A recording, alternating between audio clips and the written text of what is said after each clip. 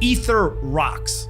I don't talk about a lot of stuff outside of Bitcoin, but we got to talk about these Ether rocks. Investors are shelling out 6 figures for pet rock NFTs. The most expensive Ether rock up for resale is priced at a whopping $1.9 billion.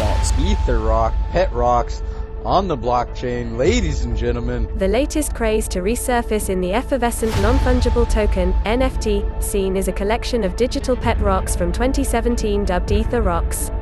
On August 8th, a single Ether rock sold for a whopping 45 ETH. So basically, I don't think a picture of a rock should be going for $100,000 USD, but that's just my opinion. I didn't buy one. If I owned it, I think it should be worth $1 million. So basically, if John touches it, immediately it's worth $1 million.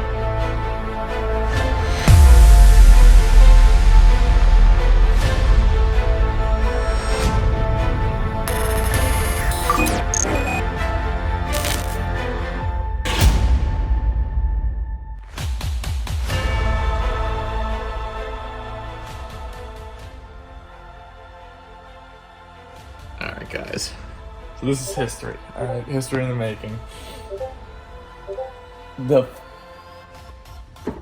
Who got it? Fuck! He got it! Oh my god. Someone just bought your rock out from under you?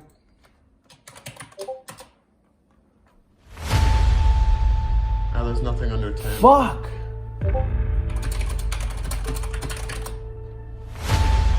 It's a piece of gas.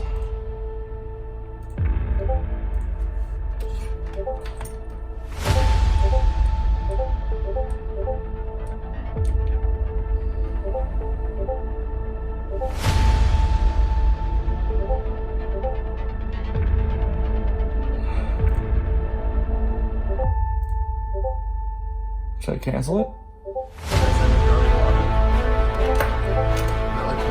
You bought it? Can you check either scan?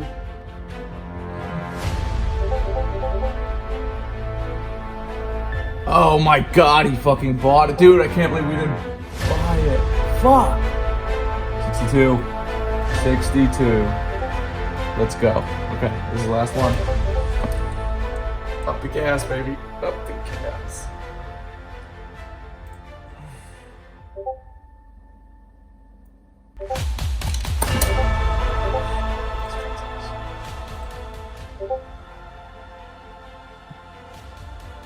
Should I cancel it? Yeah, I should cancel it. The other one that I was trying to buy?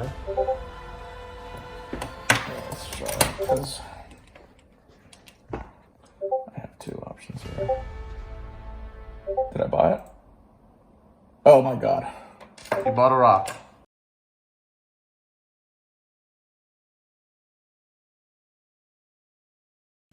How we doing, guys? So I did one video, it was kind of long, so I wanted to do a shorter one, just talk about Ether rocks today, and give you guys a little story, maybe a little better intro to myself.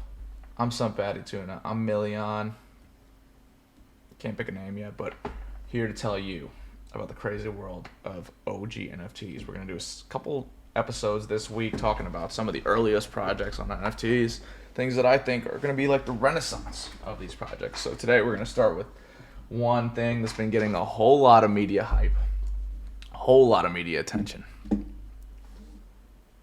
The Ether rock. Ether rocks. Now, here is the Fortune article, which I think is a pretty big news source. I mean, with a name like Fortune, they kind of remind me of Forbes. And they got a little post from Lil Moon Lambo, the guy with the blue rock, and he's trying to sell it to Suzu. I mean, why not, right? Decrypt. Ooh, Decrypt is another it's a big article placing crypto, you know? And the thing is going up, man. It's going crazy. The memes are excellent. Look at this. The punks are leaving. They're buying rocks. This is why I delisted, guys. Now, for somebody who doesn't understand NFTs, you know, let's kind of break down into why this thing is selling for $100,000. I did a little reaction video on Pompliano talking about rocks, and I actually kind of liked what he had to say. You know, at the end of the day, the Ether rock is just this random project. It's not even the oldest. You know, I'm going to start going into videos on some of the older projects, you know. So there is an aspect to it. It's an old NFT. You know, it was one of the early versions of NFT. It's like, you know, maybe it's like if you think of a painting, right? Like the Mona Lisa had some story, it was old, it was crazy. Or think of it more like a caveman painting, right? A historical relic, right?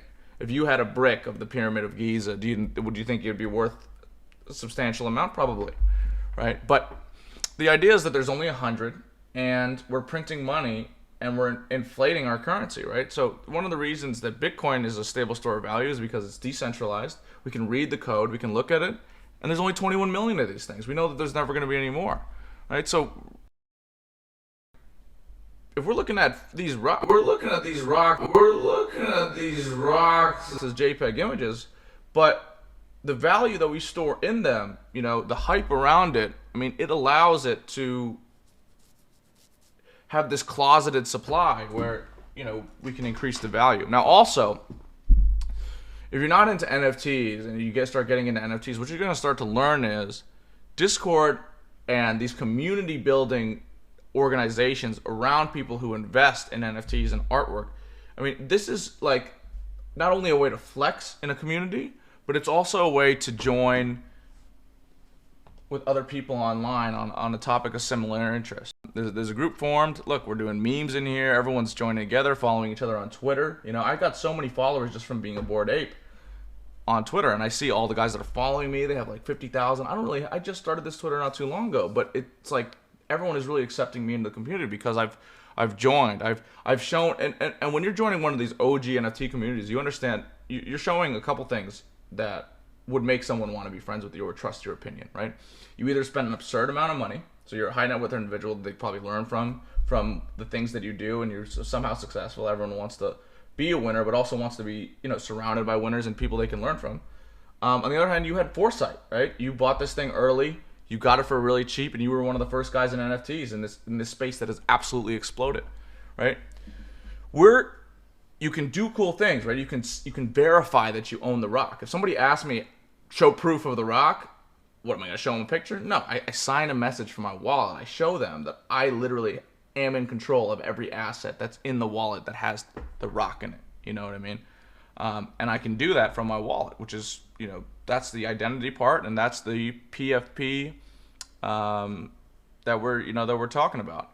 So there's an original Ether Rock group right here, and I don't want to know if the admin wants to remain anonymous, but I sent him an email, and he's been pretty active.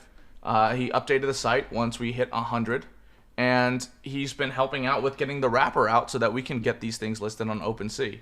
One of the coolest things about this project is that these they need to be wrapped to be on OpenSea. OpenSea uses what we call the ERC 721 standard, meaning that anything that was predated that didn't really have a standard, even though it was still an NFT. What's quite interesting is a lot of the projects that are ERC 721s, they know they're going to use OpenSea. They don't really need to put their own auction contract within the contract. In these, and we can see with CryptoPunks as well, that if you look at the smart contract for CryptoPunks, you'll actually see that, and I'm not going to pull up the contract, maybe we'll do a different video for that, but you literally can go on their website here and make auctions, make bids, right? You can interact with these on the smart contract. Each one inside its contract runs its own little auction page. This is before the days of OpenSea, which is pretty cool,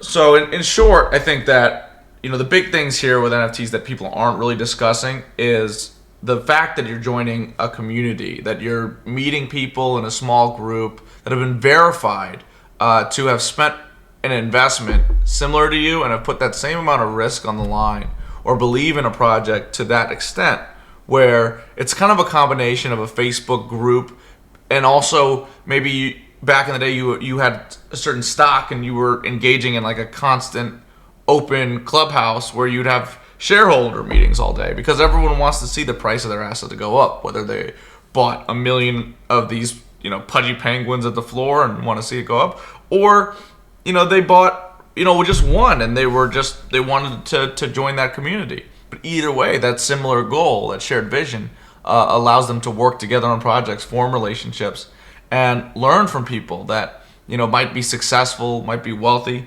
Arthur Hayes, the CEO of BitMEX, joined our chat in the. We have a owners chat on Twitter and also a Discord. Alex Weiss, I think a big trader at FTX, joined the chat, as well as Gary Vee was in the chat for a second. He was the one who kind of started all this.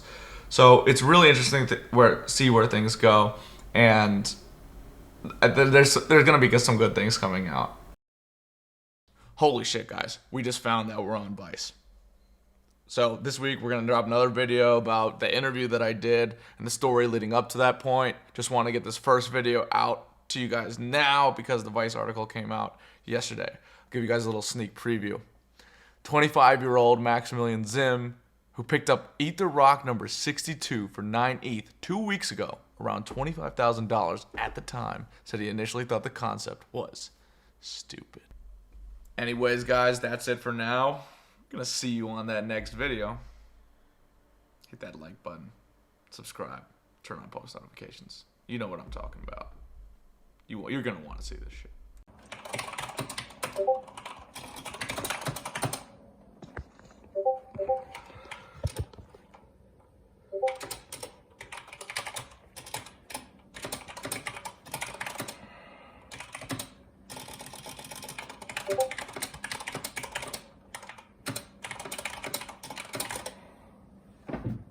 I think 99 was the real steal.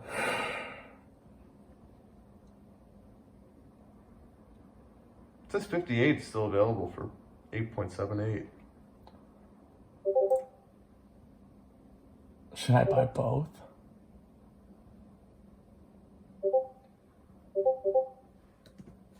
I mean, how much do you believe in this project? I don't know. That's a lot of money. Another 9 ETH. It's like 25 grand. Are you going to list yours for sale? Yeah, I think so. I think I'm going to list it at Like 30 ETH? 25? I don't know, dude. Now I'm kind of scared. Now I'm kind of scared. The buying hype would have been killer.